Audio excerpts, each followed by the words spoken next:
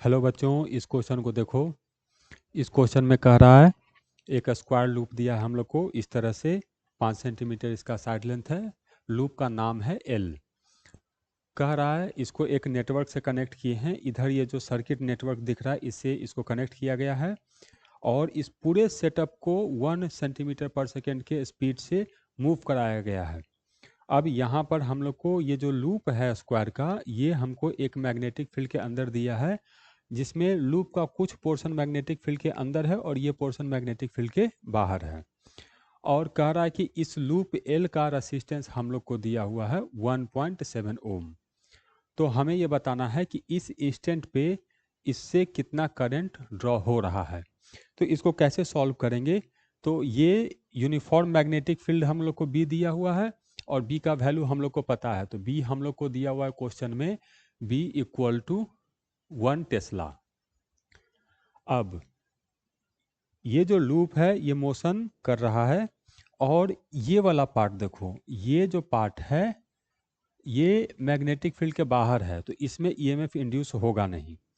और ये जो लेंथ है, वेलोसिटी इसका इसी डायरेक्शन में है, तो इसमें भी कोई ईएमएफ इंड्यूस होगा नहीं।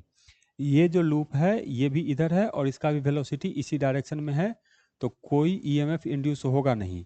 ये जो लेंथ है इसमें हम लोग को ईएमएफ इंड्यूस होगा।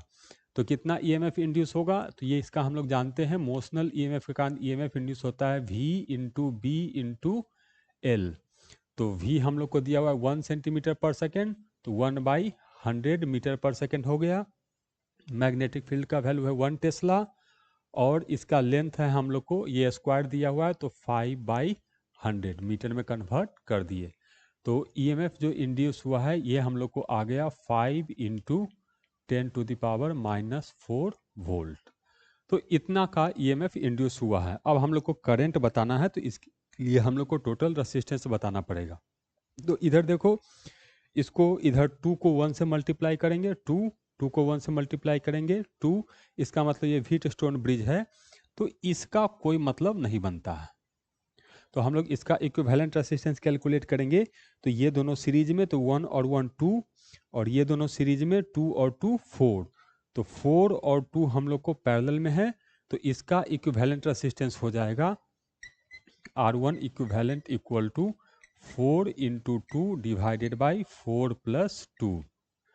तो ये आ गया हम लोग को 8/6, तो ये आ गया 4/3 ओम। अच्छा, ये 4/3 हो गया। अब इस लूप का रेसिस्टेंस है 1.7 ओम।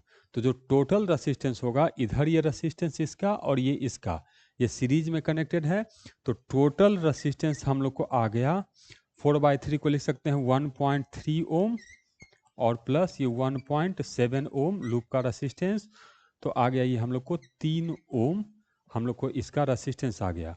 और ईएमएफ इतना इंड्यूस है, तो जो करंट हम लोग को ड्रॉ होगा वो होगा total EMF divided by total resistance. तो 5 इंटू 10⁻⁻4 डिवाइडेड बाई 3 ओम। इसको कन्वर्ट कर लेते हैं, तो ये हो गया 1.67 इंटू 10⁻⁻4 एम्पियर। तो 1.6, अगर इसको 2 जीरो को ले जाते हैं तो ये -6 हो जाएगा। तो इसको हम लोग लगभग लिख सकते हैं 167 इंटू 10⁻⁻6 एम्पियर। तो अगर मैं अप्रॉक्सीमेट आंसर लिखूं, तो अप्रॉक्सीमेट इसका आंसर हो जाएगा 170 माइक्रो एम्पियर। तो हम लोग को करेक्ट आंसर जो है वो है बी।